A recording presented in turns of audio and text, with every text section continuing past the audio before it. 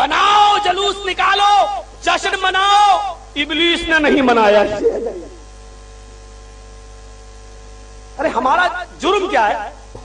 हाँ, हम आपसे सिर्फ इतनी सी बात कहते हैं कि जन्मदिन अगर मनाया गया है या जायज है तो किसी एक साहबी की दलील दे दो, मनाना शुरू कर देंगे। हम तो बड़े प्यार से एक बात कहते हैं, अल्लाह के नबी सल्लल्लाहु अलैहि वसल्लम जब इस दुनिया से पर्दा नहीं कर गए, जब नबी अकरम की रूह आला इल्लीन के अंदर दाखिल कर दी गई और आला इल्लीन के अंदर भी दारुल किरामा के अंदर दाखिल कर दी गई, जब आप अल्लाह को प्यारे हो गए और जब आप इस दुनिया से रुखसत हो गए तो हजरत अबू बकर सिद्दीक खलीफा बनाए गए। उसी वक्त दफन होने से पहले 2 साल उनकी खिलाफत रही। बस एक दलील दे दो, 12 रबीउल अव्वल नबी अकरम सल्लल्लाहु अलैहि वसल्लम के इंतकाल के बाद अबू बकर के जमाने में 2 मरतबा आया और 12 तारीख उसकी 2 बार आई। मुझे सिर्फ एक दलील दे दो, अबू बकर सिद्दीक ने कभी अपने घर में रोशनी की हो, कभी अपनी मस्जिदों में हरी झंडियां लगाई हो, कभी जश्न मनाया हो, चिरागा किया हो, या फिर ये बताओ कि अबू बकर सिद्दीक को मोहब्बत नहीं थी?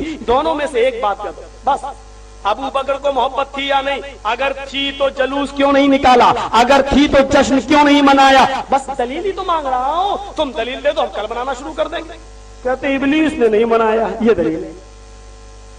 इब्लीस ने नहीं मनाया, ये दलील है।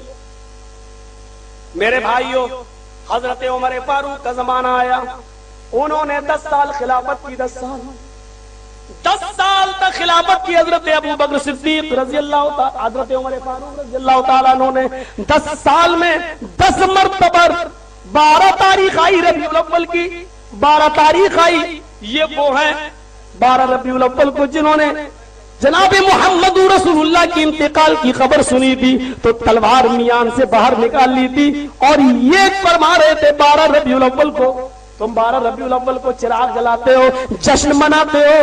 हजरत उमर फारूक 12 रबीउल अव्वल के दिन अपने हाथ में तलवार निकाल कर कहते हैं कि अगर किसी ने ये कह दिया कि नबी का इंतकाल हो गया तो हम उसकी गर्दन उड़ा देंगे, उसकी गर्दन उड़ा देंगे। और 12 रबीउल अव्वल को हजरत फातिमा ये फरमा रही थी, आज मेरे अब्बू के इंतकाल का दिन है, आज मेरे ऊपर मुसीबतों के जो पहाड़ टूटे हैं, अगर वो किसी पहाड़ के ऊपर भी ये गम डाल दिए जाते तो पहाड़ भी रेजा रेजा हो जाता। हजरत फातिमा फरमा रही है, मेरे अब्बू के इंतकाल के बाद मेरे ऊपर इतनी मुसीबतें आई कि अगर वो मुसीबतें किसी रात दिन के ऊपर डाल दी जाती तो दिन भी रात में बदल जाते। हजरत उमर तलवार मियान से निकाले हुए कि अगर किसी ने कह दिया कि इंतकाल हो गया तो उसकी गर्दन उड़ा देंगे। हजरत अबू बकर ऐसे शख्स हैं जिन्होंने संभाला, फरमाया कि उमर होश में आओ, अल्लाह की कसम मेरा रब मेरे नबी को 2 मौतें नहीं दे सकता है, जो मौत बरहक थी वो आ चुकी है, अल्लाह के पास जो जाना था वो आ चुका है। और मजमया में ऐलान करते हुए फरमाया था, लोगों गौर से सुन लो, मन कान मिनकुम याबुदु मुहम्मदन फइन्न मुहम्मदन कद मात, तुम लोगों में से जो मोहम्मद की इबादत करता था, जुमले देखो, मन कान मिनकुम याबुदु मुहम्मदन, बुखारी शरीफ के हदीस के अल्फाज है, तुम में से जो मोहम्मद की इबादत करता था सल्लल्लाहु अलैहि वसल्लम, जो उनकी इबादत करता था वो सुन ले, फइन्न मुहम्मदन कद मात, मोहम्मद रसूलुल्लाह का इंतकाल हो गया। और जो अल्लाह की इबादत करता था, जो अल्लाह की इबादत करता था, वो सुन ले कि अल्लाह मरेगा नहीं, वो जिंदा है, हमेशा से जिंदा और हमेशा जिंदा रहेगा और वो उसको मौत नहीं आएगी। यानी नबी अकरम अल्लाह को प्यारे हो गए, अल्लाह की जो इबादत करता था वो सुन ले अल्लाह जिंदा है, वो कभी मरेगा नहीं। ये कहकर बताना चाहता उमर, होश में आओ, नबी अकरम दुनिया में नहीं रहे, नहीं रहे, नहीं रहे। तब हजरत उमर फारूक ने कहा, मुझे ऐसा लग रहा था हजरत अबू बकर के खुतबे को सुनकर जैसे कुरान की आयतें आज ही नाजिल हो रही हो। सिर्फ हजरत उमर फारूक को हजरत अबू बकर ने संभाला, किसी से इतनी हिम्मत नहीं दी। 10 साल 12 रबीउल अव्वल आई, लेकिन कभी हजरत उमर जिन्होंने अपनी एक बेटी दी हो अल्लाह के रसूल को निकाह में हफ्सा, लेकिन कभी भी जश्न मनाया हो, चिराग न जलाया हो, लाइटें न जलाई हो, हरी झंडियां न लगाई हो, तुम दलील एक दे दो। नबी को छोड़ो, हम तो तेरे बाप का भी जश्न मना लेंगे, दलील तो दे। हम वो करें जो अबू बकर ने किया तो हम गुस्ताख, तुम कहते हो इब्लीस ने नहीं। तुम जानते हो कादरी साहब, जानते हो कादरी साहब, तुमने कहा कि इब्लीस नहीं बनाता है, इबलीस ने नहीं मनाया जन्म, या वो नहीं मनाता है। ये जुमले अबू बकर सिद्दीक तक पहुंच रहे हैं, ये जुमले उमर फारूक तक पहुंच रहे हैं, ये जुमले उस्मान गनी तक पहुंच रहे हैं, ये जुमले हजरत अली तक पहुंच रहे हैं। लेकिन तुम्हारी कौम तो इसको गुस्ताखी नहीं मानेगी सहाबा की शान में, क्योंकि मिठाइयां जो तुम उनकी खाते हो, उनकी औरतों को अपने सामने बिठाकर झाड़ फूंक जो करते हो, और जो खूबसूरत औरत देखते हो उसी पर जिन्नात का असर बता देते हो, ये तुम्हें गुस्ताखी का सर्टिफिकेट तो देगी नहीं। तुम्हें मालूम नहीं है, तुम्हें मालूम नहीं है, तुम ये कहते हो कि इब्लीस ने नहीं मनाया। मैं तुम्हें बताता हूं, अबू बकर ने भी नहीं मनाया, उमर फारूक ने भी नहीं मनाया, हजरत उस्मान 12 साल खलीफा रहे, 12 साल में 12 मरतबा रबीउल अव्वल की 12 तारीख आई, लेकिन हजरत उस्मान ने कभी जश्न नहीं मनाया, कभी ईद मिलादुन नबी का जुलूस नहीं निकाला। तुम कहते हो इब्लीस ने नहीं मनाया, ये जुमले उस्मान गनी तक पहुंच रहे हैं। तुम्हें नहीं मालूम तुम सहाबियों की शान में जोश में कितनी गुस्ताखी कर जाते हो। लेकिन यही बात अगर हम कह दें तो हम सहाबा के शान में गुस्ताखी करने वाले हो जाएंगे, हम रसूल के मुनकिर हो जाएंगे। हाँ, तुम्हारी कौम तुम्हें शब बरात पे हलवा खिलाए, मुहर्रम पे खिजड़ा खिलाए, अरे तुमने तो उनको मरने के बाद भी नहीं छोड़ा। तीजा खा जाओ मरने के बाद, फिर 10वां खा जाओ मरने के बाद, अब कहने लगे 20वां भी खिलाओ। जो कौम 20वें के बाद 40वां भी खा लेती हो, और अब कहने लगे बरसी खिलाओ, तो ये कौम तुम्हें गुस्ताखी का सर्टिफिकेट कैसे देगी? तुम तो 100 खून भी तुम्हारे ऊपर कल्लो माफ है, ये कौम तुम्हारी बड़ी इज्जत करती है, इसको मालूम नहीं है। तुम कहते हो इब्लीस ने जन्मदिन नहीं मनाया, तुम्हें मालूम है उस्मान गनी को 1 नहीं 2 बेटियां दी थी अल्लाह के रसूल सल्लल्लाहु अलैहि वसल्लम ने।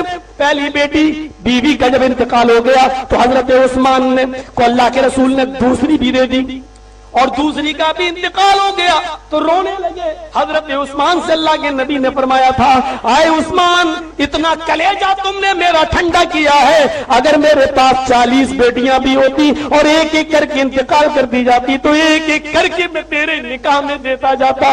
इतना जिसने कलेजा ठंडा किया हो नबी का, आह। लेकिन जब नबी अकरम इस दुनिया से चले गए, 12 साल उस्मान खलीफा रहे, लेकिन अपने घर में 12 रबीउल अव्वल को कभी जुलूस नहीं निकाला, अपने घर में कभी हरी झंडियां नहीं लगाई, रोशनी नहीं की है। मेरे भाइयों, क्या इनको मोहब्बत नहीं थी? तुम कहते हो इब्लीस ने नहीं मनाया, हजरत अली ने भी नहीं मनाया।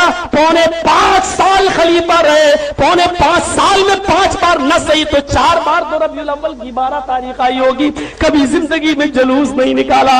अरे सब छोड़ो, कादरी साहब तुम्हारे इमाम जिसके तुम मुकल्लिद हो, इमाम अबू हनीफा रहमतुल्लाह अलैह ने भी कभी अपने घर में जश्न नहीं मनाया, कभी उन्होंने अपने घर में हरी झंडियां नहीं लगाई। अब बताओ तुम्हें ये कहते हुए कैसा लगेगा? इब्लीस ने जन्म नहीं मनाया, इब्लीस ने जश्न नहीं मनाया, अब बताओ तुम्हें कैसा लगेगा? तुम नहीं जानते हो कि तुम्हारे ही जुमले कहां कहां पहुंच जाते हैं। लेकिन तुम्हारी कौम सुभान अल्लाह या रसूल अल्लाह नारे में उसको भुला देती है। वो बेचारी भोली भाली है, क्योंकि तुम्हारे मौलवियों ने फतवे दे रखे, जिसको कुरान पढ़ना ना आता हो सीखने की जरूरत नहीं, उंगली चलाते रहो सवाब मिलता रहेगा। तो बेचारी कहां तुमसे सवाल करे? तुमने पहले ही कह दिया है, कुरान को समझना तुम्हारे बस की बात नहीं, हदीस को समझना तुम्हारे बस की बात नहीं। मुल्ला मौलवी जो कह रहे हैं मान लो, तुमने पहले ही इनको दूर कर दिया है। ये तुमसे सवाल करें तो कहां से सवाल करें? हम दलील मांग रहे हैं, तुम कह रहे हो इब्लीस ने जन्मदिन नहीं मनाया, इब्लीस ने जश्न नहीं मनाया। हमसे ज्यादा रसूल को मानने वाला कोई है ही? अच्छा, तुम क्यों जाओगे? सबसे ज्यादा हम नबी को मानते हैं। अच्छा, ये कैसे पता चलेगा तुम सबसे ज्यादा नबी को मानते हो? देख लो, 12 तारीख आएगी रबीउल अव्वल की, हम डेग बजाएंगे, डीजे बजाएंगे, गाने बजाएंगे और नबी के का बर्थडे मनाएंगे, जुलूस निकालेंगे, और बाकायदा अब तो केक भी काटा जाने लगा, हैप्पी बर्थडे टुडे या रसूल अल्लाह। बाकायदा अब केक काटा जाता है, 40-40 किलो का केक। मेरी जबान से मत कहलवाओ, कहां काटा गया, किस जगह काटा गया? हैप्पी बर्थडे टुडे या रसूल अल्लाह। अच्छा, एक बात बताओ, हमारा बेटा 5 साल का बर्थडे बना रहे हो, 6 साल का हुआ बर्थडे बना रहे हो, 7 साल का हुआ बर्थडे बना रहे हो, साल बढ़ती जाती है, बर्थडे होता जाता है। एक दिन आता कि बेटा 60 साल का हो जाता, खुद बनाता है वो अपना, आज मेरा बर्थडे है 60 साल का। अल्लाह के रसूल का हर साल बर्थडे मनाते हो तो नबी की उम्र कितनी हो गई होगी? 1437 38। क्या कोई कह सकता है कि नबी अकरम की उम्र इस वक्त 1500 साल है? नबी की उम्र आप 63 ही मानते हैं, हर साल बर्थडे भी मनाते हैं। ये कैसा बर्थडे है? हर साल बर्थडे बन रहा है, हर साल केक कट रहा है, हर साल मिलाद हो रहा है, और नबी की उम्र वही 63 की 63 ही है, 64 होती नहीं, 65 होती नहीं। मुझे जरा बताओ तो सही, कौन सा? अब जानते हो इसका जवाब कल क्या दिया जाएगा? उसके जलसे में मत जाओ, तलाक हो जाएगी, निकाह टूट जाएंगे। मेरे भाइयों जवाब दो मुझे। भाई मेरी उम्र मान लीजिए 42 साल, 42 ईयर, एक मिसाल दे रहा हूं। मैंने हालांकि बर्थडे नहीं मनाता हूं, अब बर्थडे बनाया पिछली साल अगर बनाया तो 41 साल, इस साल मनाया तो कितनी हो गई? 42 साल। अगली साल कोई पूछेगा कौन सा बर्थडे, कौन सा जन्मदिन है आपका, कौन सा साल है? 43वां बर्थडे। मुलायम सिंह की बनी ना 75वां जन्मदिन, मायावती का 54-55वां जन्मदिन। ये होता ना 55वां, 40वां, 41वां, 42वां। तो जरा बताओ तो मोहम्मद रसूलुल्लाह का जन्मदिन कौन सा हुआ? 1437वां, 1438वां कहना चाहिए ना। तो फिर नबी की उम्र कितनी हुई? साहब इसका जवाब नहीं है मेरे पास, ये मौलाना लोग जाने, केक तुम खाना जानो, और ये बातें मौलाना से। ये है दलील अल्लाह के रसूल को मानने की। कितनी सोच है हमारी मेरे भाइयों। दलील ये होनी चाहिए, हम नबी का जन्मदिन इसलिए मनाते हैं कि नबी अकरम जब तक जिंदा रहे आप मनाते रहे। नबी के इस दुनिया से जाने के बाद अबू बकर सिद्दीक का जमाना आया, 2 साल खलीफा रहे, उन्होंने 2 साल जन्मदिन मनाया, मस्जिदों में चिराग जलाए, लाइटें जलाई, कुमकुमे जलाए, हरी झंडियां लगाई। हजरत अबू बकर के जाने के बाद उमर फारूक का जमाना आया, 10 साल खलीफा रहे, हजरत उमर ने 10 साल मस्जिदों को सजाया, अपने घरों में हरी झंडियां लगाई। ये दलील देनी चाहिए थी, इसलिए हम भी मनाते हैं। हजरत उस्मान ने खिलाफत की 12 साल उन्होंने जन्मदिन मनाया, इसलिए हम मनाते हैं। ये दलील देनी चाहिए, लेकिन नबी ने कभी नहीं मनाया, अबू बकर ने कभी नहीं मनाया, उमर ने कभी नहीं मनाया, उस्मान ने कभी नहीं मनाया।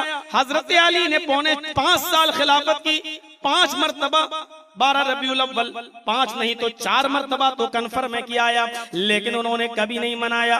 जबकि दामाद है नबी के, हजरत हसन और हुसैन नवासे नबी के, लेकिन इसके बावजूद अली ने कभी नहीं मनाया। उस्मान गनी दामाद है, एक नहीं 2 बेटियां नबी ने उनको दी हैं, इसके बावजूद उन्होंने कभी नहीं मनाया। उमर ससुर हैं मोहम्मद रसूलुल्लाह के, 10 साल खिलाफत की, लेकिन कभी नहीं मनाया। अबू बकर ससुर है नबी के, लेकिन 2 साल खिलाफत की कभी नहीं मनाया। अबू बकर ससुर होकर नहीं मना रहे, उमर ससुर होकर नहीं मना रहे हैं, हजरत उस्मान दामाद होकर नहीं मना रहे हैं, हजरत अली दामाद होकर नहीं मना रहे हैं। वाह रे मुसलमानों, दलील तुम्हें यहां से देनी चाहिए। दलील तुमने कहां से दे दी? जो नबी का जन्मदिन नहीं मनाता वो शैतान है, इसलिए कि इब्लीस नहीं मनाता। जो नबी का जन्मदिन नहीं मनाता वो इब्लीस है। चलो थोड़ी देर के लिए हम तुम्हारी बात मान लेते हैं। अब ये बताओ, अबू बकर ने जन्मदिन नहीं मनाया, वो कौन हुए? उमर फारूक ने जन्मदिन नहीं मनाया, वो कौन हुए? उस्मान ने नहीं मनाया, वो कौन हुए? अली ने नहीं मनाया, वो कौन हुए? कहने लगे ये तफरका फैला रहा है, ये पार्टी बंदी कर रहा है, इसके जलसों में मत जाना, निकाह टूट जाएंगे। जिसने मौलवी जर्जीस की तकरीर सुनी, मेरे भाइयों, इन तमाम झगड़ों को खत्म कीजिए। आइए कुरान करीम की उस सूरत में उस आयत पर आए। इस्लाम तो हमें यहूदियों को और ईसाइयों को भी एक साथ जोड़ते हुए कह रहा है, तालौ इला कलिमतिन सवाइम बैनना व बैनकुम, आओ एक ऐसे कलमे की तरफ जो हमारे और तुम्हारे दरमियान बराबर है। जिनको तुम अब्दुल कादिर जिलानी के नाम से जानते हो, जाओ तुम्हें कसम देता हूं, तुम्हें चैलेंज करता हूं, बरेली से बगदाद तक के सारे कठ मुल्लाओं को चैलेंज करता हूं, तुम अपने बड़े पीर साहब की तारीख से, उनकी किताबों से साबित करके दिखा दो कि उन्होंने भी 12 तारीख को कभी जुलूस निकाला हो, 12 तारीख को कभी जश्न मनाया हो। और अबू हनीफा के रहमतुल्लाह अलैह के मसलक को तो तुम भी मानते हो, तुम भी मानते हो, हनफी तुम भी कहलाते हो, लेकिन मुझे बता दो, तुम जिस इमाम को मानने का दावा करते हो, मैं तुम्हें खुलकर चैलेंज देता हूं, आओ हिदाया में दुर्रे मुख्तार में अपने अबू हनीफा रहमतुल्लाह अलैह की पूरी जिंदगी के हालात बयान करते हुए हमें कोई एक नजरिया दिखला दो। आए मेरे प्यारे सुन्नी भाइयों, एक दलील दे दो। हजरत इमाम आजम ने, अबू हनीफा रहमतुल्लाह अलैह ने भी 12 रबीउल अव्वल को कभी चिरागा किया हो, कभी जुलूस निकाला हो? अरे तुम लाए कहां से हो, मुझे ये तो बता दो। मेरे भाइयों, हमने बुखारी पढ़ी, जर्जीस अपनी मिसाल दे रहा है, मैंने बुखारी पढ़ी, बुखारी में हमें एक तरफ ईद उल फित्र मिलता है, दूसरी तरफ ईद उल अजहा मिलता है, हमें तीसरी ईद का जिक्र नहीं मिलता है। हमने मुस्लिम शरीफ पढ़ी, हमने एक तरफ मुस्लिम में ईद उल फित्र देखी है, दूसरी तरफ ईद उल अजहा देखा है, हमने तीसरी ईद नहीं देखी। हमने तिरमिजी पढ़ी, तिरमिजी में हमने ईद उल फित्र का तस्करा पढ़ा है, तिरमिजी में हमने ईद उल अजहा का तस्करा पढ़ा है। हमने अबू दाऊद पढ़ी, हमने अबू दाऊद में ईद उल फित्र पढ़ी है, ईद उल अजहा पढ़ा है, तीसरी ईद हमने नहीं पढ़ी है। हमने नसई पढ़ी है, नसई में भी ईद उल फित्र है, ईद उल अजहा है, तीसरी ईद नहीं है। हमने इब्ने माजा पढ़ी है, उसमें भी ईद उल फित्र ईद उल अज़हा है, तीसरी ईद नहीं है। हमने इमाम मालिक की मुअत्ता पढ़ी, ईद उल फित्र ईद उल अज़हा, तीसरी ईद नहीं है। हमने इमाम अबू हनीफा के शागिर्द इमाम मोहम्मद की मुअत्ता इमाम मोहम्मद पढ़ी है, हमने इमाम मोहम्मद की मुअत्ता पढ़ी है। हमने उसके अंदर भी 2 ही ईदें देखी, ईद उल फित्र देखी, ईद उल अज़हा देखी है, हमने तीसरी ईद नहीं देखी। हमने इमाम अहमद की मुस्नद अहमद पढ़ी है, हमने ईद उल फित्र देखी, ईद उल अज़हा देखी है। ये तीसरी ईद, ईद मीलादुन नबी तुम कहां से लाए हो? हमने 10 साल मौलवियत में खंगाल डाले, छान डाले, हमें हदीस की किसी किताब के अंदर ना ईद मीलादुन नबी के नाम पर कोई ईद नहीं मिलती है। ये तीसरी ईद तुम लाए हो तो कहां से लाए हो, मुझे बताओ जरा, हम भी तो देखें कहां से लाए हो। हमें तो तीसरी ईद का कहीं जिक्र ही नहीं मिला। अब सुन लो, ना अबू बकर ने मनाई, ना उमर ने, ना उस्मान ने, ना अली ने, ना अब्दुल कादिर जिलानी ने, ना अबू हनीफा रहमतुल्लाह अलैह ने, ना हदीस की किसी किताब में। लेकिन जिस दिन तुम जश्न मनाते हो, खुशी मनाते हो, उस दिन की तारीख हमसे लो। 12 तारीख नबी अकरम अल्लाह को प्यारे हो गए। हमें सबूत तो नहीं मिला जश्न का, लेकिन गम का सबूत तो हमें मिल रहा है। 12 तारीख है, अल्लाह के नबी अल्लाह को प्यारे हो चुके हैं, अल्लाह को प्यारे हो गए हैं। हजरत फातिमा के आंखों में आंसू हैं और रो रही हैं, और रोते रोते कह रही हैं, वाह कर बाबा तो मना जा बरब बंदा, वाह कर बाबा तो मन जन्नतुल फिरदौसी मावा, वाह कर बाबा तो इला जिब्रील नना। हाय मेरे अब्बू, आपको आपके अल्लाह ने बुलाया और आप चले गए। आए मेरे अब्बू, आपको आपके रब ने दावत दी और आप चले गए। है मेरे अब्बू, आपका ठिकाना तो जन्नतुल फिरदौस है। अल्लाह के नबी रखे जमीन पर है, लेटे हुए हैं, रूह निकल चुकी है। फातिमा कह रही हैं, आपको आपके रब ने बुलाया और आप चले गए। ये भी नहीं सोचा सहाबा पर क्या गुजरेगी, आप तो जन्नतुल फिरदौस में चले गए। आए अब्बू, अब जिब्रील किसके ऊपर कुरान लेकर आएंगे? अब कुरान की सूरतें और आयतें किसके ऊपर उतरेंगी? इला जिब्रील नना, मैं जिब्रील को बुलाती हूं और आपके बारे में बताती हूं। अब साहिब कुरान इस दुनिया में न रहा, अब कुरान लेकर मत आना, अब कुरान लेकर मत आना। मेरे भाइयों, हजरत फातिमा के आंसू निकले थे 12 तारीख को। कहती हैं हजरत फातिमा, अल्लाह के रसूल के इस दुनिया से रुखसत हो जाने के बाद मेरे ऊपर इतने गम टूटे, इतने गम आए, अगर वो गम किसी पहाड़ पर डाल दिए जाते जाते, वो दुख किसी पहाड़ पे डाल दिए जाते तो वो पहाड़ भी रेजा रेजा हो जाता, पहाड़ भी सुरमा बन जाता। ये 12 रबीउल अव्वल को हजरत फातिमा के गम का हाल है, जिस दिन हजरत फातिमा रो रही हैं और उस दिन तुम जश्न मना रहे हो, 12 रबीउल अव्वल को खुशियां मना रहे हो। ये दिन अगर खुशी का है तो ये दिन गम का भी दिन है, क्योंकि आज ही के दिन यानी 12 तारीख को अल्लाह का प्यारा नबी अल्लाह को प्यारा भी हुआ है, इस दुनिया से रुखसत भी हुआ है, अल्लाह ने उसको अपने पास बुलाया भी है, कायनात को रोशन करने वाला सूरज गुरूब भी हुआ है। अगर खुशियां मनाते हो तो गम क्यों भूल जाते हो? और रही हमारी बात तो हम न तो गम मनाते हैं इतना कि खुशी भूल जाएं और न खुशी मनाते हैं इतना कि हम गम भूल जाएं। इस्लाम नाम है एतदाल का, इस्लाम नाम है दरमियान में चलने का। हमको मालूम है कि अल्लाह के रसूल इस महीने में पैदा हुए, इसलिए खुशी है, लेकिन हम इतनी खुशी नहीं मनाते हैं कि ये भूल जाएं कि आज ही की 12 तारीख को, इस महीने की 12 तारीख को अल्लाह ने अपने पास भी बुलाया, इसलिए उसका दुख भी है। हम बीच में रहते हैं, ना गम इतना मनाएं कि खुशी भूल जाएं, ना खुशी इतनी मनाते हैं कि हम गम भूल जाएं। आप क्या कर रहे हैं? कहां जा रहे हैं? ये मायार नहीं है।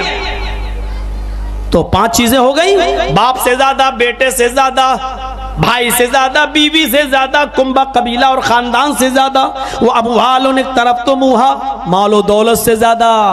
ये मालो दौलत ने इंसान को खत्म कर दिया। एक बार अल्लाह के रसूल सल्लल्लाहु अलैहि वसल्लम को कि सहाबा को पता चल गया बहरैन से बहुत सा माल आया हुआ है और आज सब सहाबा को तकसीम होगा। तो अल्लाह के रसूल जब हुजरे से निकले फजर की नमाज पढ़ाने के लिए, तो अल्लाह के नबी सल्लल्लाहु अलैहि वसल्लम ने देखा है मस्जिद तो पहले ही से भर गई। तो नमाज फजर पढ़ाने के बाद आप मुस्कुराए और मुस्कुरा कर फरमाया, शायद तुम्हें मालूम हो गया है कि आज माल आया है और तुम लोगों को मिलेगा। कहा हाँ अल्लाह के रसूल, वल्लाह यही बात है। दिल कितना साफ था, आज माल की खुशखबरी सुनी है और हम लोगों को माल मिलेगा, हमारा भी हिस्सा है। आपने कहा ज़रूर मिलेगा। उसके बाद अल्लाह के रसूल रोने लगे। साहबा ने कहा अल्लाह के नबी क्यों रो रहे हैं? फरमाया मुझे अपने इंतकाल के बाद या इस दुनिया से रुखसत हो जाने के बाद इस बात का डर नहीं है कि तुम शिर्क करने लगोगे, इस बात का डर नहीं है कि तुम बिदअतों में मुब्तला हो जाओगे, मुझे डर इस बात का है कि मालो दौलत की हिर्स कहीं तुम्हें हलाक न कर दे, मालो दौलत की मोहब्बत कहीं तुम्हें बर्बाद न कर दे। सहाबाए किराम भी माल की मोहब्बत में मस्जिदों में पहले चले गए, फजर की नमाज से पहले मस्जिद में चले गए। तो आपको इस बात का एहसास हुआ कि मेरे बाद क्या होगा, इस दुनिया में जब हम नहीं होंगे तब क्या होगा, बाद में कयामत से पहले आने वाली उम्मत का क्या हाल होगा। अभी मेरे सामने मेरे सहाबा का यह हाल है कि माल के बारे में सुना और मस्जिद में चले आए, अपनी नींद की कुर्बानी देकर चले आए, तो मेरे बाद क्या होगा। तो आपने फरमाया मालो दौलत की मोहब्बत कहीं तुम्हें दीन से गाफिल न कर दे, मालो दौलत की मोहब्बत कहीं तुम्हें दीन से बरगश्ता न कर दे। गौर कीजिए, अल्लाह के नबी ने फरमाया हर उम्मत को उसके ने एक फितने ने हलाक किया, हर उम्मत के लिए एक फितना था और उस फितने ने उसको तबाह बर्बाद किया। फितना तो उम्मती अलमाल, और मेरी उम्मत का फितना माल है जो मेरी उम्मत को तबाह बर्बाद कर देगा, मेरी उम्मत को तबाह कर देगा। आज माल और दौलत की रेल पेल ने हमें कहां तक पहुंचा दिया। आप देख लीजिए, सूद ब्याज, 100 रुपए दे रहे हैं अपने भाई को, मदद कर रहे हैं, लेकिन उससे जब ले रहे हैं तो 120। लो करो कारोबार, 1 लाख रुपए हमने तुम्हें दे दिया, आप 100 रुपए मुझे रोज देते रहना। ठीक है, 100 रुपए रोज देते रहेंगे हम तुम्हें, और जब तुम्हारा पैसा वापस कर देंगे तो फिर हम बरी हो जाएंगे। 1 लाख रुपए हमने दिया इस पर कि 100 रुपए तुम हमें रोज देते रहना। अब 100 रुपए हम तुम्हें दे रहे हैं रोज, लेकिन 1 लाख रुपया मेरा वैसा का वैसा बंधा हुआ है, उसमें कटौती नहीं हो रही है। हम 1 लाख रुपया तुम्हें दे देंगे तब मेरा कर्ज अदा हो जाएगा। ये क्या है, क्या है ये? अर्रिबा, अर्रिबा इस्नानी व सबऊना बाबन ऐसरुहा अयन के हर रजुलु उम्महू। यह है तिर्मिजी की रिवायत। अल्लाह के नबी फरमाते हैं सूद के 72 दरवाजे हैं, सूद के 72 दरवाजे हैं। सबसे आसान दरवाजा, सबसे नजदीक दरवाजा, सबसे करीब का दरवाजा यह है अयन के हर रजुलु उम्महू, कि एक आदमी अपनी माँ के साथ निकाह कर ले। ये माँ के साथ निकाह हो जाएगा? अल्लाह के रसूल ने कहा बेटा अपनी माँ के साथ, आदमी अपनी माँ के साथ निकाह कर ले। जानते हो ये क्यों कहा? निकाह होता है क्या? क्या कोई आदमी अपनी माँ के साथ निकाह कर ले तो निकाह हो जाएगा? अल्लाह के नबी ने ये नहीं कहा कि माँ के साथ जिना करे। क्या कहा? सूद के 72 दर्जे हैं, सबसे करीब दरवाजा ये है, सबसे करीब दर्जा ये है कि एक लड़का, एक आदमी अपनी माँ के साथ निकाह करे। माँ के साथ जिना नहीं कहा, अय्यन के हर रजुल माँ के साथ निकाह कर ले। जानते हो ये निकाह का लफ्ज़ क्यों इस्तेमाल किया? इसलिए कि हम और आपको ये बता दिया जाए या समझ में आ जाए कि माँ के साथ निकाह जायज़ ही नहीं है। अगर कोई लड़का माँ के साथ निकाह करता है तो वो निकाह नहीं माना जाएगा। 50,000 लोगों में भी अगर निकाह करे तो निकाह नहीं माना जाएगा। या अय्युहल्लज़ीना आमनू तक़ुल्लाह हक़्क़ तुक़ातिही या अय्युहन्नासु तक़ू रब्बकुमुल्लज़ी ख़लक़कुम मिन नफ़्सिन वाहिदा या अय्युहल्लज़ीना आमनू तक़ुल्लाह वक़ूलू क़ौलन सदीदा। ये आयतें पढ़ी जाती हैं निकाह के मौके पर। अगर कोई शख्स ये आयतें निकाह में पढ़े और अपनी माँ को अपने ऊपर हलाल करना चाहे, माँ के साथ निकाह करना चाहे, तो कुरान की इन आयतों के बाद भी माँ हलाल नहीं होगी।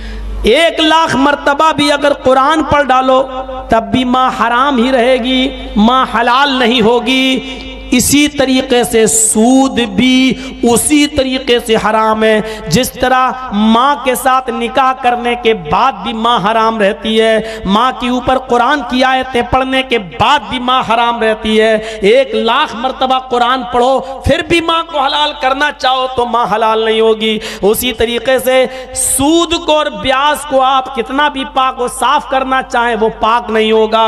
1,00,000 मर्तबा भी अगर कुरान पढ़कर उसको पाक करना चाहे तो पाक नहीं होगा।